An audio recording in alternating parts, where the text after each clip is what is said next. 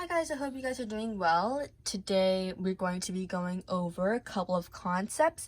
We're going to be going over addition, subtraction, and the order of expressions. So first we're going to start off with addition. We're going to do the circle problems, only the circle problems. So here I wrote down the equation, but whenever we start addition, you want to always align the place values to their respective place values. What does that mean? So let's say, not to align one number's place values to the other's place values. So we align the hundredths place to the hundredths place, for example, the tens place to the tens place, the ones place to the ones place, and etc. But in this case, the numbers have the same number of place values. So this means that we don't have to do anything. We can just set them equal to each other. We can just add them. You want to align the numbers though, because it just, if you don't align them properly, it will be confusing to add. But because they have the same number of place values, we can just set them equal to each other. But this is not the case if the numbers have different place values, because then we need to add 0 or another placeholder or align them in a certain way so that the place values match up. But in this case, they have the same number of place values. They have 4 place values, so we can just add them. This might look a little scary because the numbers are big, but don't worry, we can just add them like regular numbers. So for example, 5 plus 2 is 7. 2 plus 3 is 5.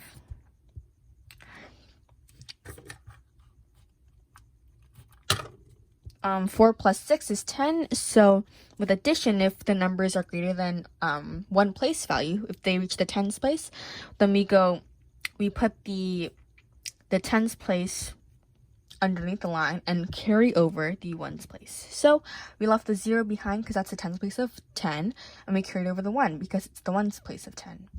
Okay, now we just add these. 6 plus 3 plus 1, don't forget the 1, which is 10. So our answer should be 10,057. That's our answer.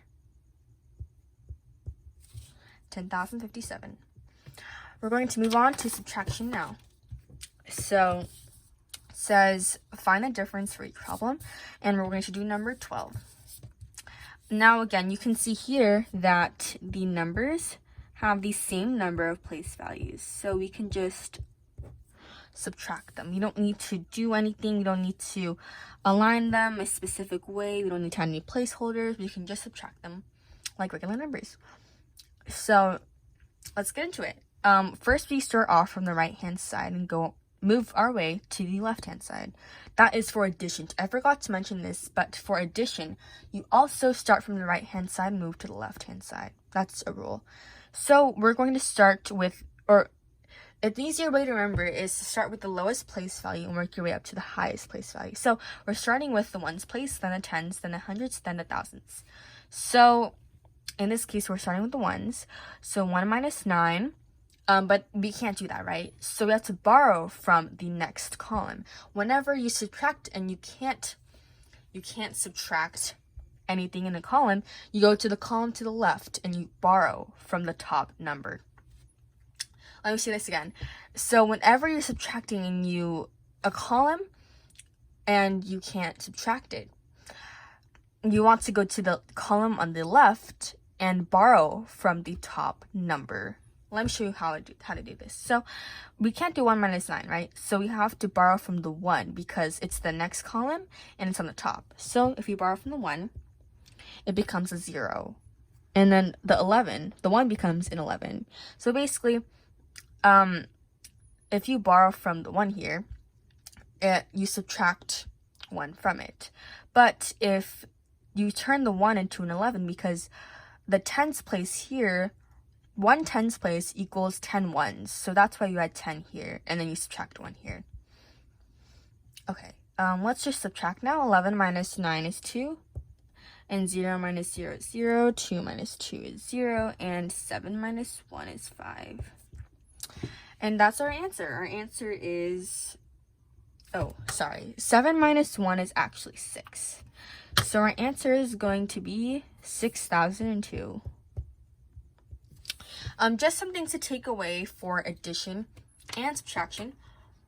For addition and subtraction, you both want to make sure that the place values are aligned. If they have the same number of place values, you don't need to worry about it.